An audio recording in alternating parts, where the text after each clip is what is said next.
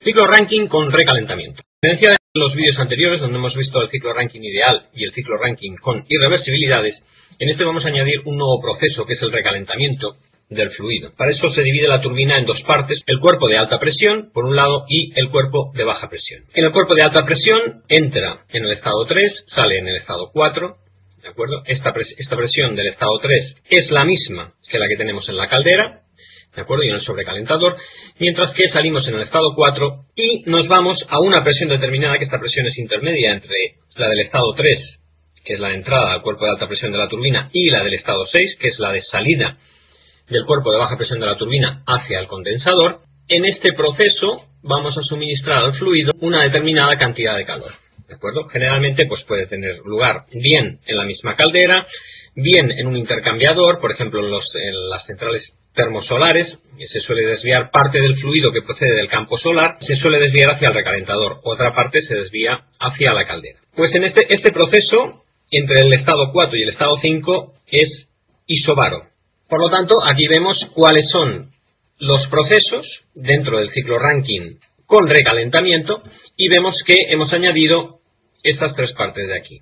Es decir, tenemos una expansión isoentrópica en el cuerpo de alta presión de la turbina, un suministro de calor a presión constante en el recalentador y una expansión isoentrópica en el cuerpo de baja presión. Dependiendo del tamaño de la turbina, puede haber varias etapas de recalentamiento, en cuyo caso la turbina puede dividirse en cuerpo de alta presión, cuerpo de media presión y cuerpo de baja presión. Generalmente la presión óptima de recalentamiento para la primera etapa suele estar en torno a un cuarto, es decir, en torno al 25% de la presión de entrada al cuerpo de alta presión de la turbina.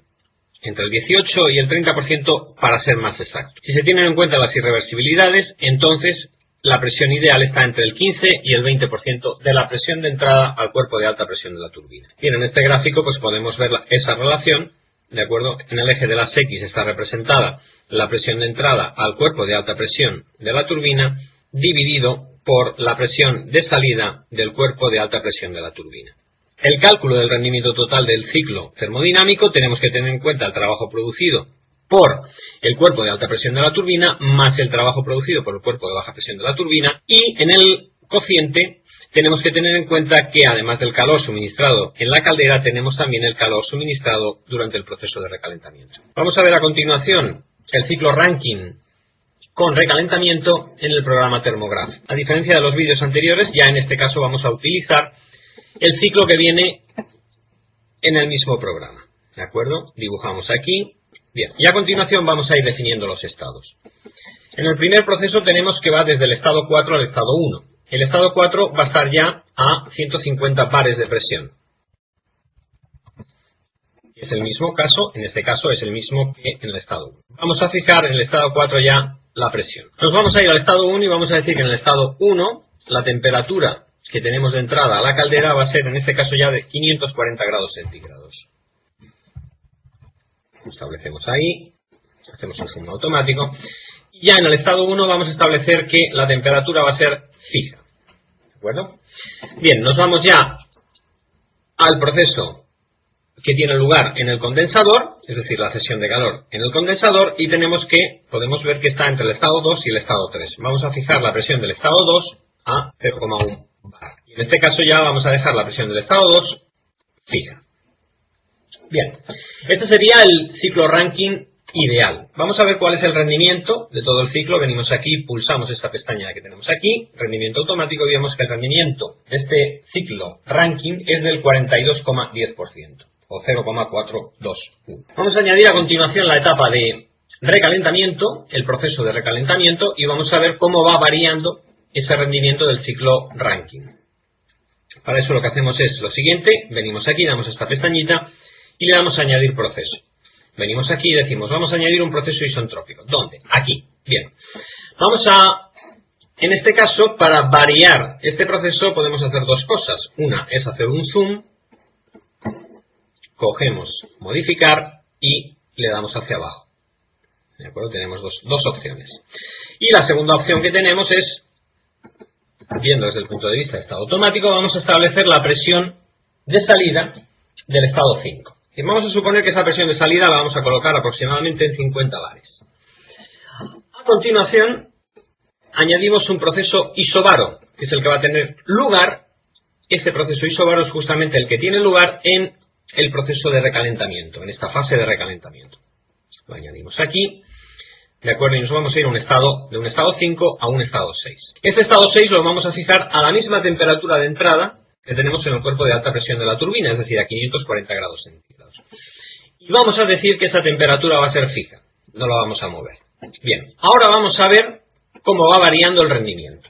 Podemos ver inmediatamente que el rendimiento ha mejorado al añadir esta etapa de recalentamiento, este proceso de recalentamiento. Y nos ha subido hasta el 0,437, es decir, al 43,70%. Vamos a ver la influencia de la presión de salida, es decir, del estado 5, en el rendimiento del ciclo. Vamos a suponer que modificamos la presión de salida y la vamos a colocar, bien, por ejemplo, en 50 bares.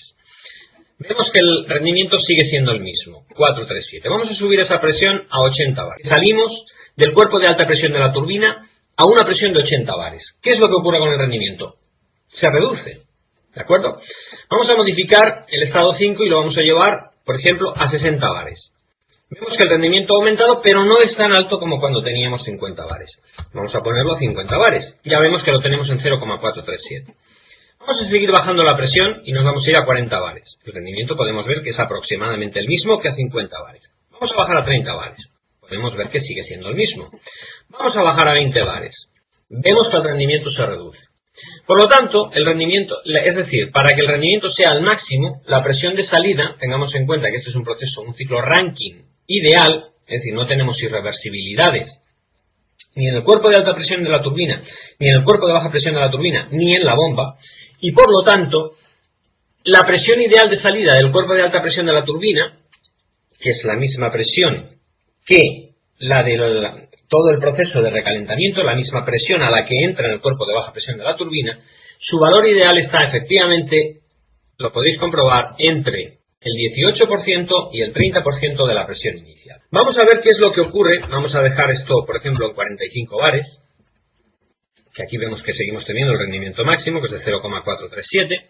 Vamos a ver qué es lo que ocurre cuando nosotros añadimos irreversibilidades al proceso. Bien, pues vamos a irnos al cuerpo de alta presión de la turbina, lo vamos a hacer irreversible, y nos vamos al cuerpo de baja presión de la turbina y lo vamos a hacer irreversible. En el estado 5, en este caso, vamos a mantener ahora la presión constante. Vamos a ver lo que ocurre cuando añadimos irreversibilidades. Bueno, pues cuando añadimos irreversibilidades, ese estado 5 se nos va desplazando hacia la derecha en función del rendimiento que tenga la turbina. Igual va a ocurrir con el estado 2, se va a ir desplazando hacia la derecha dependiendo del rendimiento que tenga la turbina. Bien, pues podemos ver inmediatamente cómo el rendimiento total del ciclo termodinámico al añadir las irreversibilidades cae, se reduce. En el caso de la bomba va a ocurrir exactamente lo mismo. Si nosotros nos venimos aquí, modificamos este proceso que tenemos aquí, lo hacemos irreversible, y a continuación vamos a introducir las irreversibilidades dentro de la bomba. Vemos que el efecto en la bomba no es tan notable, el efecto de las irreversibilidades en la bomba no es tan notable como el efecto en la turbina. Bien, aquí es donde lo podemos apreciar. ¿De acuerdo? No obstante, vamos a ir moviendo el estado 4 hasta que tengamos un efecto perceptible en el rendimiento, como podemos ver ahí. Y aún así podéis ver que efectivamente el efecto sobre el rendimiento total del ciclo, del rendimiento de la bomba, no es tan notable como el efecto del rendimiento de la turbina.